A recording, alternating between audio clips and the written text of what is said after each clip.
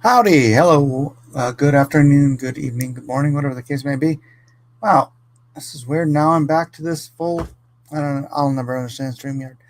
Welcome, one and all, to a special Saturday edition of Cross Examinations.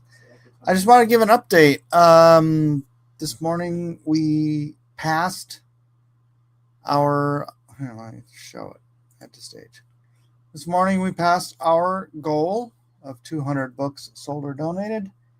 And then someone came in and freaking, I think it all happened at once. I don't know. It was like one refresh to the next. It went up by 53, 52 or 53 books sold. So what I think happened, they bought 10 donations. So a donation, you can donate 5 books at a time. So I think they probably donated 10 donations and then bought, I don't know, a pack.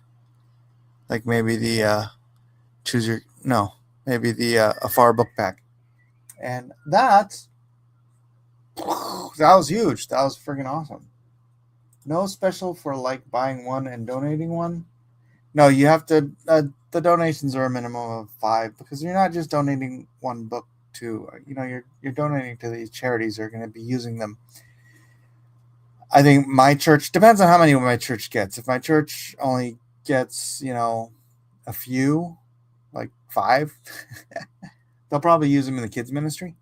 If they get a bunch, which is I'm hoping they'll get hundreds over, this goes until May 22nd, but I'm hoping they get hundreds and then they can use them as giveaways because we give away books at our church to new believers or to guests, basically, to kind of like familiarize them with what we believe and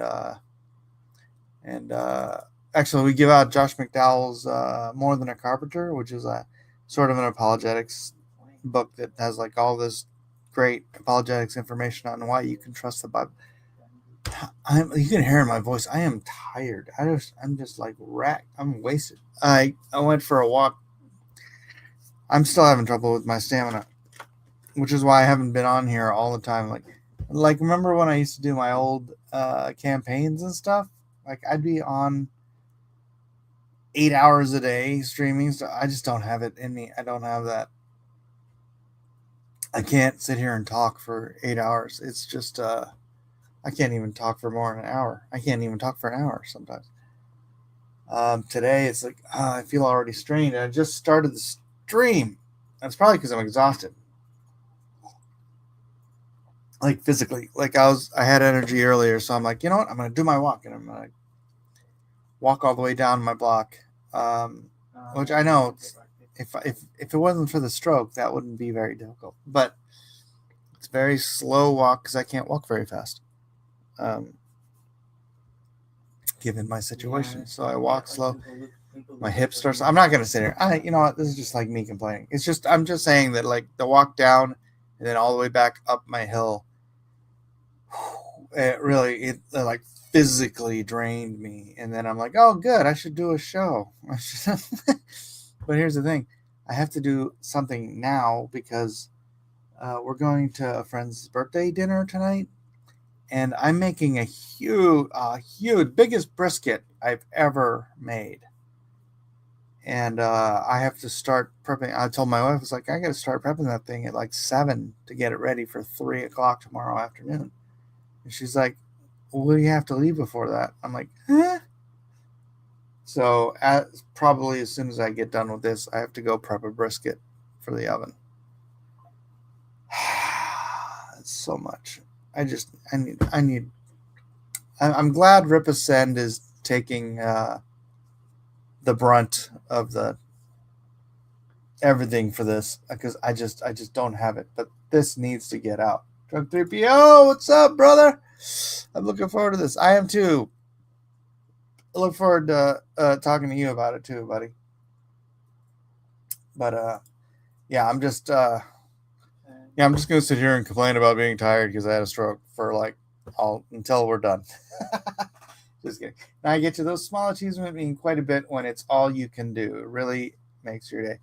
Yeah, what I'm trying to do is do at least 2 of those walks a day. Because I'm honestly I'm just tired of walking like Joe Biden. You see that Joe Biden, like people are comparing him to the robot that they're like, maybe Joe Biden was a robot. It's like, no, Joe Biden has really weak muscles or something. But I walk not just like that, but I'm tired of walking like that. I want to walk normal. Absolutely. Let me get through next week and I'll reach out. Right on, buddy. Thanks, Jay. Appreciate you, man. God bless. And if you know anybody else in the Christian sphere who'd be wanting to talk about it, please let them know. I'd love to share the good news. That's what we do here in Christianity. We share the good news. Oh, you know what? That made me think. One of the things I wanted to do about I was just thinking about it like I'm hearing a lot of you remember the whole Japan X crossover thing with America? Well, I've been hearing people complain this weekend, and probably because it's Easter weekend, like Japanese people complaining about how Americans don't understand how bad our evangelicalism comes off in Japan because they're not just a pagan society; they're a polytheistic society. So it's like when you come in there swinging your axe, saying we should chop down all of these pagan deities you've got. It's like it's very offensive to them culturally. Would you mind if I put you in contact through DMs with other Christian YouTubers that would probably love to have you on their show? Absolutely, brother. Just let me know so I can check because you know how if you're not friends with somebody, the DM doesn't come through. I have to go in and check with them, or just let me know and I'll send them I'll follow them. Whoever you want me to contact, I'll follow them before they contact me. I would appreciate it. Yeah, anything, man.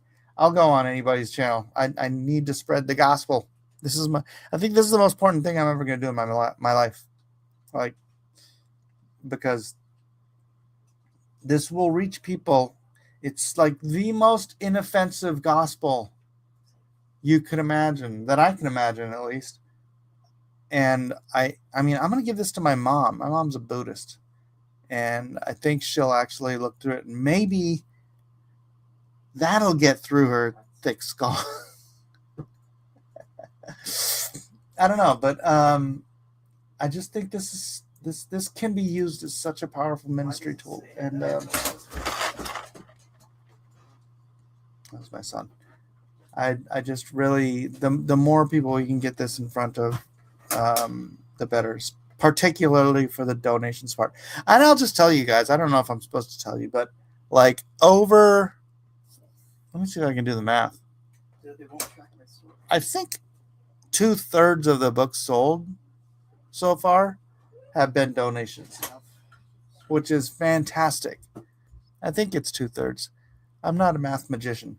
I'm not one of them math Asians.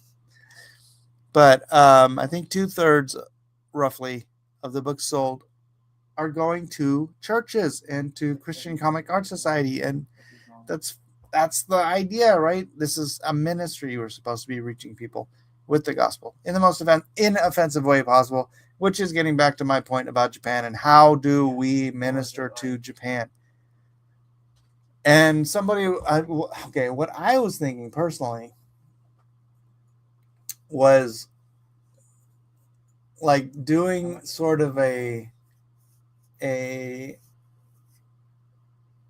what would you call it? It wouldn't be I guess it'd be an allegory, an allegorical telling of Moses, but in Japan, it was $27. Where instead of Pharaoh, because basically Moses went in and defeated the gods that Pharaoh that were part of the Egyptian pantheon, like the frogs and the flies and the locusts and the blah blah blah. These were all Egyptian gods, right? And I was thinking, what if you did an analogy story of like a Moses character defeating the Buddhist pantheon, or at least maybe the top 10, because there's like millions in that. Because Buddhism is a branch of Hinduism. If you guys didn't know that, Buddhism came from Hinduism. And Hinduism has like 3 or 8 million gods. I don't even know. But if you do something like, take your top 10 and then like you had a Moses type figure do that. And then somebody else, one of the Japanese guys that was complaining about all this stuff on X, he was saying, what did Paul do? Basically on Mars Hill, right? What did Paul do when he was talking to pagans? Did he come and say, hey, all you stupid pagans with your stupid fake gods? And no, he wasn't. He was respectful of the fact that they believed what they believed. And then he pointed out, see that you even have a pillar to the unknown God.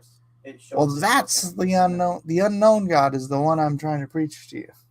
That's the true and real God of the universe. And then he like goes into that. So I don't know. I mean, that was a very good point. I'm gonna keep thinking about it, because obviously I'm half Japanese, so I have a real like all my family in Japan. I don't think any of them are Christians, because it's such a tiny population. It's 1% of the whole population of Japan is Christian.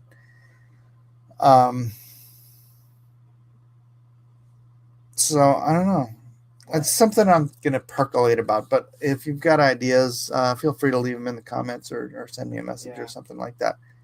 Maybe that'll be my next big project, is trying to create a manga that can reach the Japanese people with the gospel in an inoffensive way. I mean, maybe it's AFAR.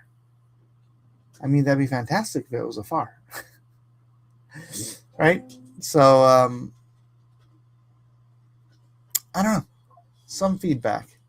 Hey, what's up, Phil? Congrats on the launch. Thank you very much. Please share the love. Let people know. It is, let's see. I'm not going to sit here and keep refreshing. Well, I guess I am. But, yeah, we beat the 200 goal, 200 book sold or donated goal. We're now at 255, thanks to one huge backer. I think it's one. I mean, I don't have access to the back room of all this stuff, but I know it went from 203. I think it was 203 all the way to 200. Oh no, what it was 201, and then it went up to 253, and then somebody I know backed it again, so it got us up to 255. I know because I was texting him at the time he backed it. Phil, you know who it is. We hung out with them in Heroes. He's asking if I was going to come back, but I was like, I don't know. But anyways, yeah. So we're like 25% above the goal, and that's fantastic. And especially considering it's really only been like a couple days. This is literally so awesome. Okay, so yeah, awesome. We do 80%. Awesome that. Okay, I'm gonna remove that.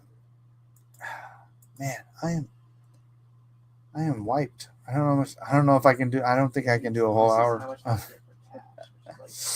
But maybe I can pop around and try to find one of the questions. Somebody had a question.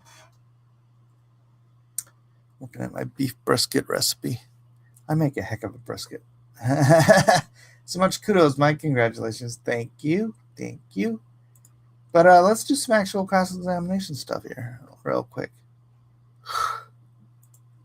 Dang it. I am. And the thing is, sucks. I can't drink like I can't go drink some green tea or something, because I tried to drink green tea one day. My blood pressure shot through the roof. So I can't drink caffeine. This was unexpected. Right. I am the unexpected. Saturday stream. It's going to be a short one. I just don't have the power for it. I'm drained. Brisket to me is basically beef bacon. But I mean, I'm talking about a smoked. I'm not talking about like you get a brisket and you slice it and you cook it like bacon. What? No, smoked brisket. It's gonna be. I'm gonna start prepping this thing at 5 o'clock today, and it's gonna be done at 3 o'clock tomorrow. It's gonna be a 22-hour process, and it's gonna be. Hopefully, I don't screw it up. I've only screwed up one brisket, and that was like my first. And I tried to smoke it on my. I did this dumb thing. I saw it on YouTube where you have a gas grill and you put a little. You put some wood chips in a thing and you put it in your gas grill and it smokes in your gas grill because you're smoke. That did not work. It's because it's smoked. It reminds me of it. How can it remind you of bacon when it just falls apart? It's just like the softest meat. It just like turns into jelly. It's like not jelly. It's still got texture, but man, now I'm looking forward to tomorrow. Anyways, what was I doing? I was looking for. By the way, if you have not already, please do go and support AFAR. You can buy one for yourself, buy some for friends. This will be out. I think it's gonna deliver in June or July. Pre-order ends May 22nd. I think it ships June or July. I'm not sure, but stock some up for Christmas or birthdays or whatever. This is going to be a great Christmas or just a great gift at any time gift. Back to school, summer. I don't know, whatever. Hopefully, I'll have stock of this, and hopefully I can get a spot in San Diego. They haven't returned my message. Unfortunately, my gal who got me my Artist Alley table at San Diego passed away last year. So I've known her for 30 years. So it's sad. It's also now irritating because I'm not getting responded to from San Diego. I would love to when I get Lone Star 3. I don't trust internet grifters anymore. Ah, Kirk Fashy. Well, here's an option if you don't want it because it's done. Here's the thing. I can't fulfill Lone Star 3. That's just stuff got in the way. I will fulfill it. The only thing that'll stop me from fulfilling it is me dying. All right.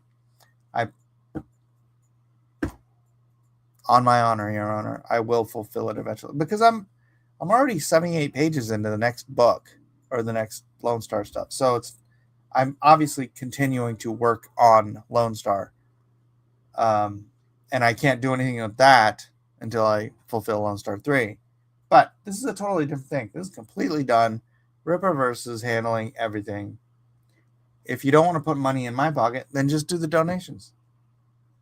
If you're a Christian and you care about spreading the gospel, this isn't the only way, but unless you're out there doing it yourself, this is a good way to help because this is the most inoffensive gospel ever that I can think of.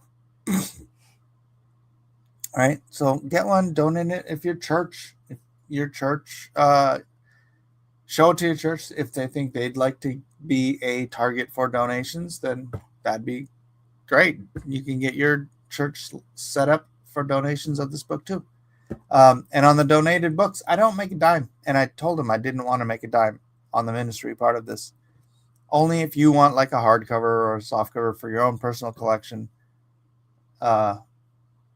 you can get that. It's not in any way, shape, or form a grift. The book's already done. And honestly, if you're a Christian, if you're not a Christian, I doubt you'd be supporting this anyways, right? Most Christians aren't going to support the gospel being spread. If you are a Christian and you won't support me because I haven't fulfilled Lone Star 3 yet, there's this thing in the Bible about forgiveness. Maybe you should look it up. Just saying. Sorry for your loss. Thank you, Amy. Yeah, Glidine was good peeps. I met her from Wildstorm. way back in the way back day. I know her brother worked at Wildstorm. Her sister was a photographer for my wife when she was the voodoo model. The whole family is cool. Gonna get one for me, one for my niece. Kind of tempted to get more, but I'm not. But I'm getting by on disability. Understood. And it's very. I mean, not to say this is a cheap book. It's only $15 for the paperback. So it's like, I'm glad the price point is that low, because I don't want. This isn't the money grab. I'm not doing this so that I can get rich. I'm doing this so that I can spread the gospel.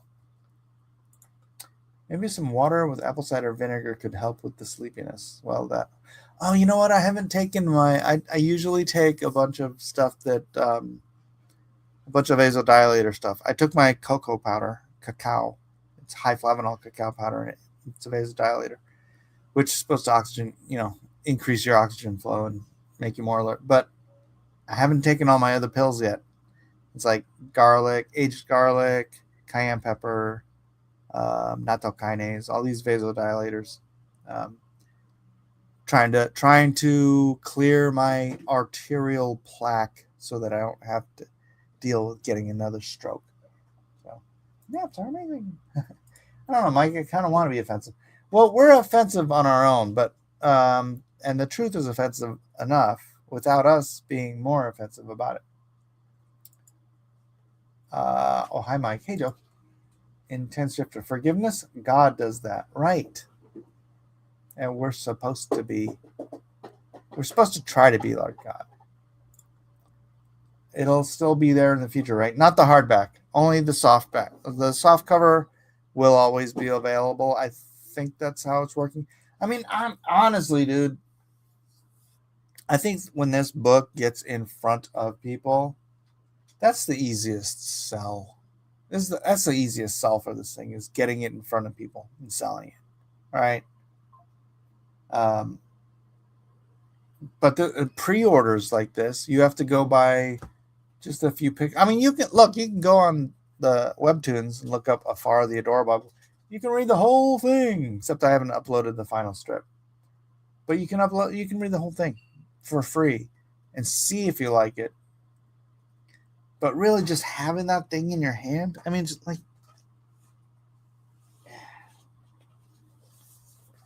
reading Calvin and Hobbes online is one thing. Having the book in your hand, right? Revenge of the Babysat. It's just so much cooler. And when you're gonna have this book in your hand like this,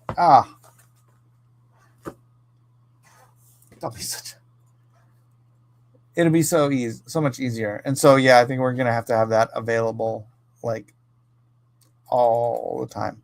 All the time. Should be always available for order. Coke and gunpowder works, I hear. I have not tried it. Intense shifter. Probably won't. Garlic will put you to sleep. What? How so? Oh, also, I got some Moroccan olive oil, which is supposed to be the highest polyphenol olive oil on earth. We'll see. I thought that high polyphenol olive oil was supposed to burn your throat, but I drank a shot of that stuff and it didn't.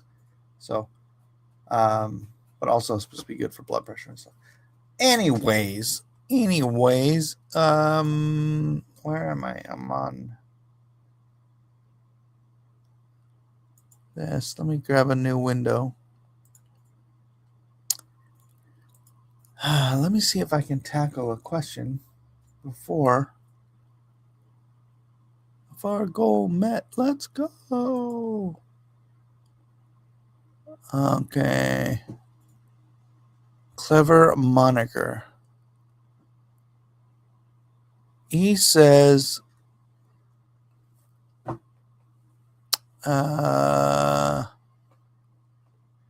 demonstrate using the Bible that Jesus fulfilled the prophecy that begins in Zechariah 9:9.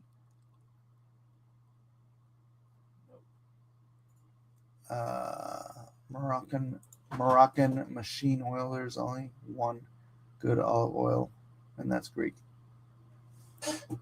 Have you had that tested? Love you. Oh, thanks, Ben. Love you too, man. Moroccan machine oil. What? You're just being an what do you call it? A nationalist. You only want people to have Greek olive oil because you're Greek. All right. Zechariah 9:9.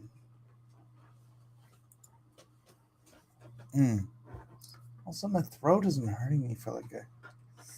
Oh, you have an olive oil grove? That's freaking rad, dude. Or just an olive grove. You make olive oil, right? Yes? No? What do you do? Blue letter. No. Is it Blue Letter Bible? No, it's King James Bible. And it is Zechariah chapter 9. 400 trees. Gosh, dang, how old are they? Because an olive oil tree, doesn't it take like 40 or 50 years to mature?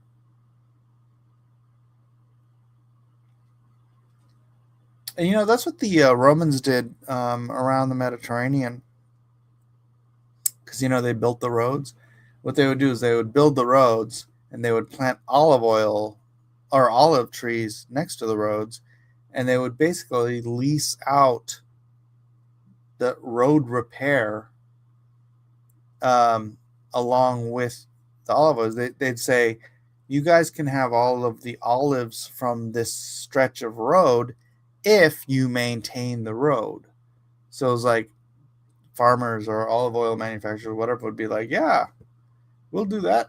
We'll tend the trees. We'll harvest the olives and we'll maintain the roads. Partly because they need the roads to transport the olives, but yeah. Greek oil and Liberty burgers. Some are really, really old, before my great-great-grandfather's time. Well, then they're ripe. They're ready. All right, so let's see. Let us see. Zechariah 9. Rejoice greatly, O daughter of Zion. Shout, O daughter of Jerusalem. Behold, thy king cometh unto thee. He is just and having salvation, lowly, riding upon an ass, and upon a colt, the foal of an ass. I mean, the contention here, because it's obvious, you can't. It's in Matthew and John. It's in multiple. The triumphal entry and Jesus riding the colt, the foal of an ass, into Jerusalem on the specific day that is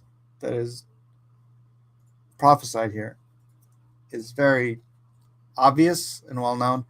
The contention that these guys, I know where this guy's coming. He's coming from Justin Deconstruction Zone's hangout, whatever. They try to make the argument that Jesus wasn't a king. And so this isn't fulfilled because it says, thy king cometh unto thee. Because they're like, well, he was never anointed. He never led anybody. He didn't lead. He didn't sit on a throne. He didn't blah, blah, blah. It's like, I was just, I'm reading the Three Musketeers series, D'Artagnan series. I'm not reading it, I'm listening to it. And they're very historical. I mean, they're quote unquote supposed to be historical. Like this is all this crap actually happened. Historical fiction, I would assume, right? Like this, Dumas probably took historical records and then just weaved his own story through it, which is great. But some of the historical record stuff, like the King of England lived in France. The King of England, who had never sat the throne, who his father was killed, beheaded, and so he was a child. So he became the king because his father was beheaded, right? He was still the king. Never sat the throne, never had any power, never set foot in his own country even. but he was the king. He was the rightful king of England. And then later on, D'Artagnan and those guys got him through some machinations of their own. Got him The king of Iran right now lives, I believe, in America, but he is the rightful king of Iran.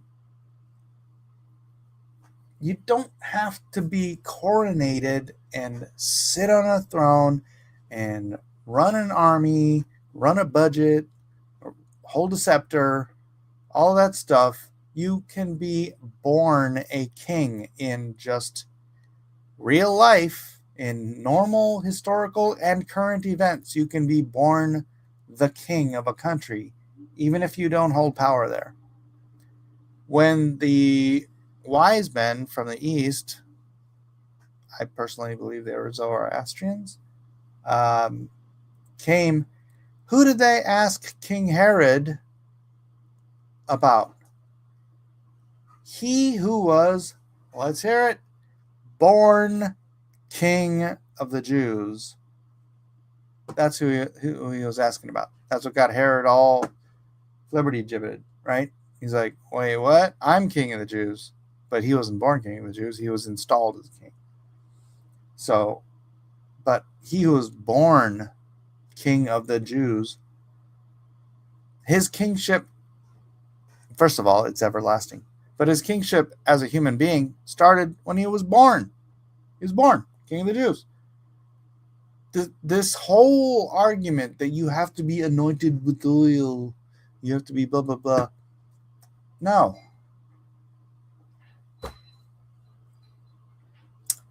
His father was not the rightful king of Iran, though he was just placed as a puppet. His family, from what I know, his family is the family that ruled Iran for like 1,000 years or more. So he is in the royal lineage of the kings of Iran, kings of Persia. Unless I'm wrong, but that is what I understand. But you're not really affecting my point. I don't understand why atheists bother with these trivial details. It is so juvenile. It is juvenile. No, his family is not royal at all. All right, let's go Super Drive.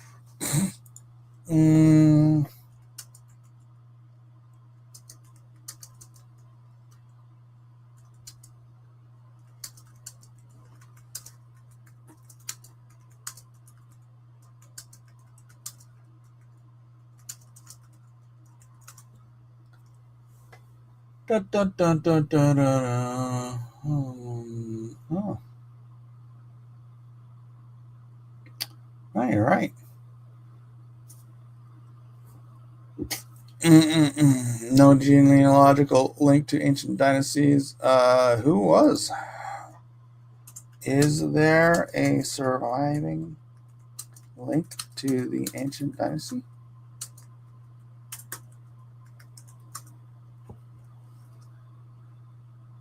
No surviving genealogical blood link above all any ancient royal dynasties such as Achaemenid. Confirm family origins. No claim. I'm asking, are there any surviving descendants of the royal lineage? I wonder how you lose. Oh, what? Sassanid Empire ended with Arab. Oh, it ended with the Arab Muslim conquest. The last king, Yazdegerd III, had children who fled or were captured. Some local rulers in northern Iran. Blah blah blah. But all right. So, anyways, he was the king, so to speak, before. Who is the real Prince of Persia?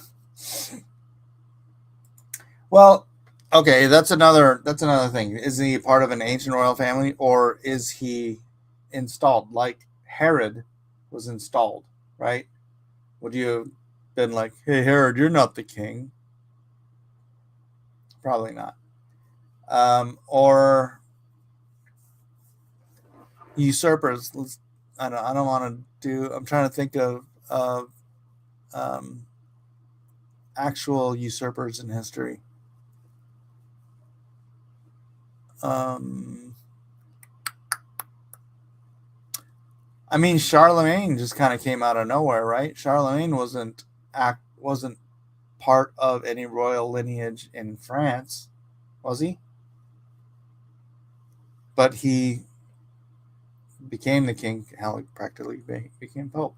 Uh, he became more powerful than the pope. Pretty dope. Um, and then his lineage became the lineage of kings, right?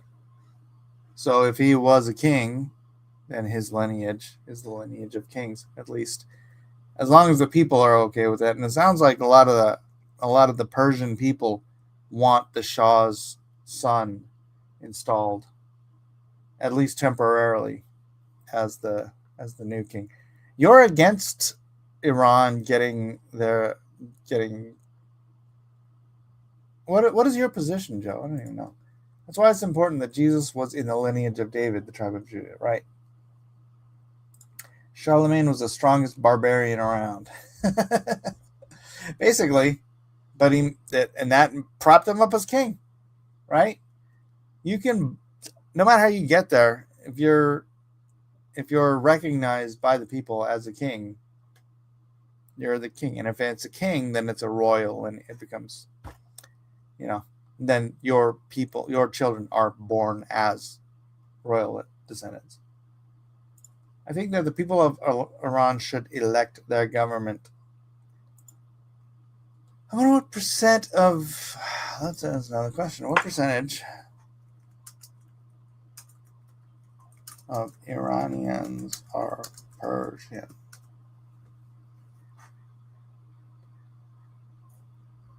61% are Fars or Persians. As long as they don't vote Muslims in, that seems to be the problem.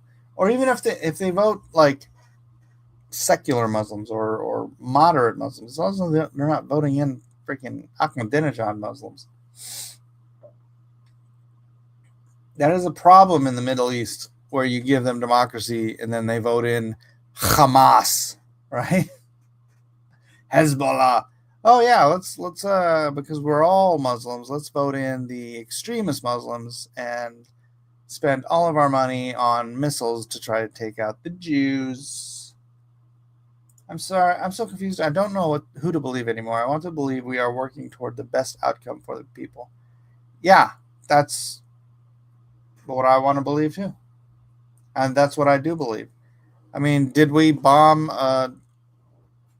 a girls' school that happened to be on a freaking military complex with bad information?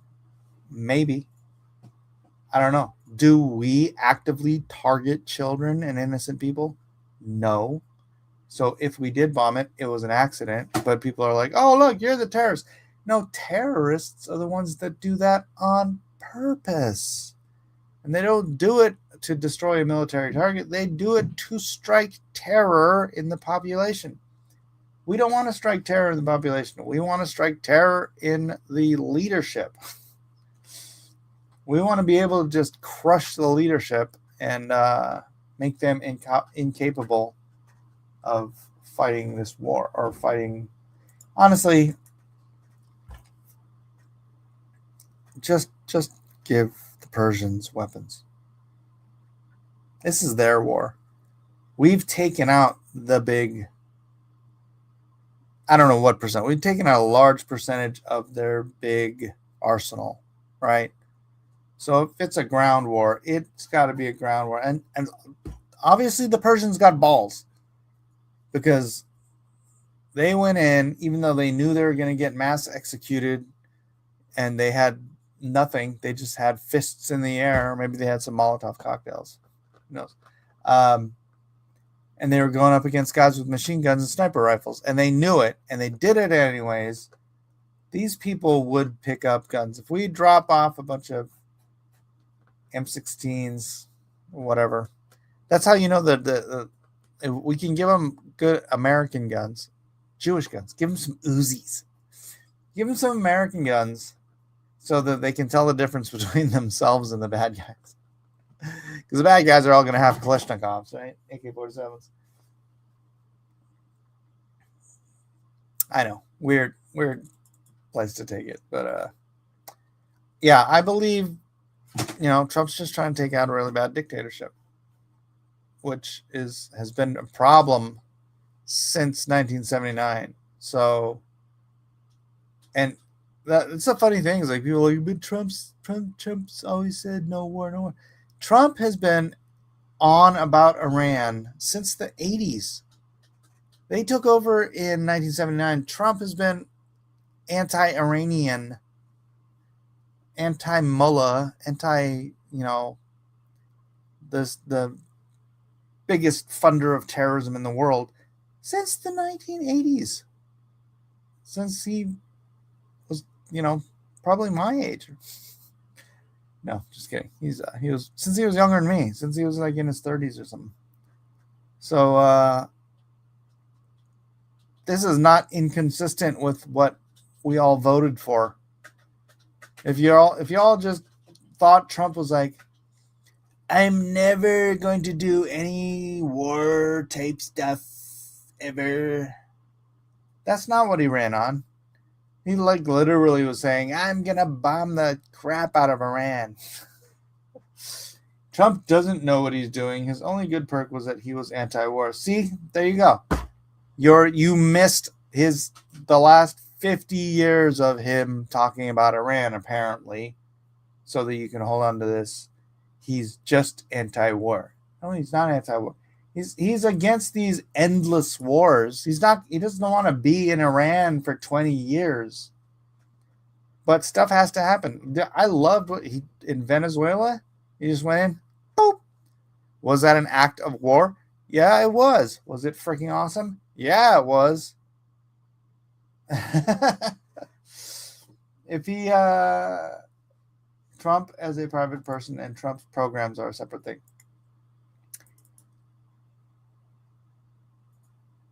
Trump's opinions on Iran as a private person and Trump's opinion on Iran as a president aren't going to change. We elected Trump to be Trump. And we didn't elect Trump to be somebody he ain't. Look, man, you can go through every president.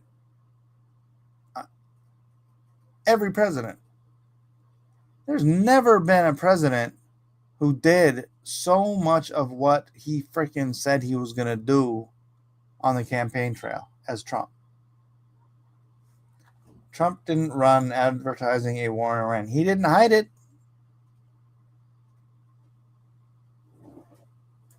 Are we ever going to get out of that war that Trump started in Venezuela? The new Venezuelan government is working with the U.S. Isn't that nice? All you had to do is go in there, boop, you, out. Oh, yeah. If the next guy that comes in isn't willing to talk, then you go away.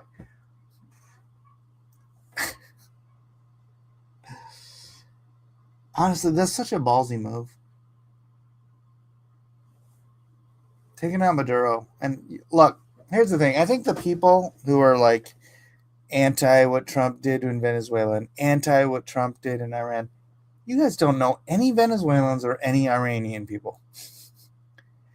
Every Venezuelan who fled that dictatorship where they were eating the animals in the zoo, starving in the streets, abandoning the country, was very happy that they took out their dictator.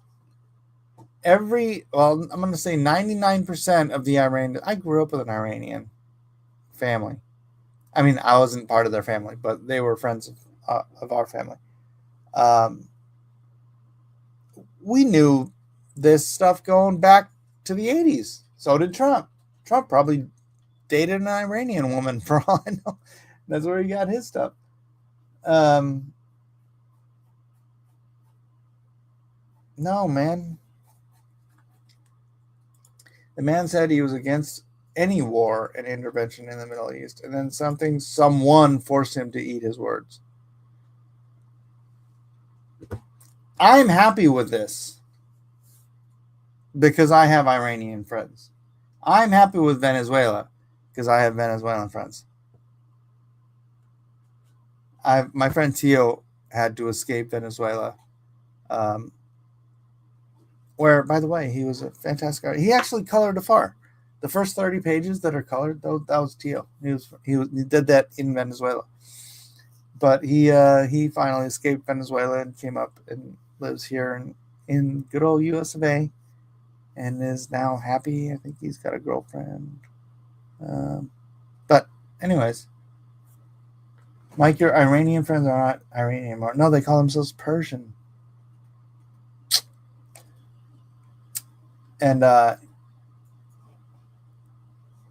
so you're saying all those Somalis here in America, they're not Somali anymore because they're not in Somalia? Do I have to be in America to be an American?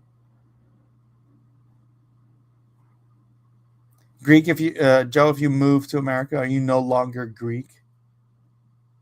That's a pretty freaking lame argument. So, anyways, regardless, maybe somebody did force me to use words. I doubt it, but because his words are the same words, or him doing that is the same stuff he's been saying again for 50 freaking years. Well, not 50, 47 years. He said this about Iran over and over and over and over and over and over and over and over and over and over again. As a private citizen, as a candidate, he literally said, "I'm gonna bomb the S out of Iran." He said it, so you can't sit there and pretend like he didn't say it. I don't consider Greek immigrants as real Greek anymore. Well, that's great for you. That you don't. That's not objective truth, is it? Magic dirt. What's up, Drake? What's the magic dirt? AFAR?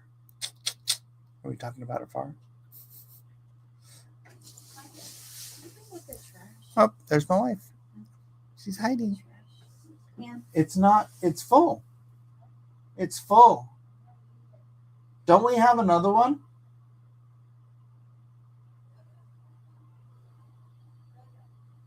All right. Anyways, I'm going to wrap this up a little bit early. Again, get out there, support AFAR. Hey, we sold a couple of more books. Fantastic. The link is in the description. If you can't support it yourself, then please do share it out and let people know. This is going to be a great ministry and a great way to share.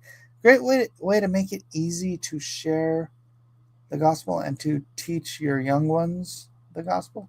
Grant Cosby, I hope you feel that. I hope I do too. Thank you, Grant. So, with that being said, God bless you all. Have a great, great Easter.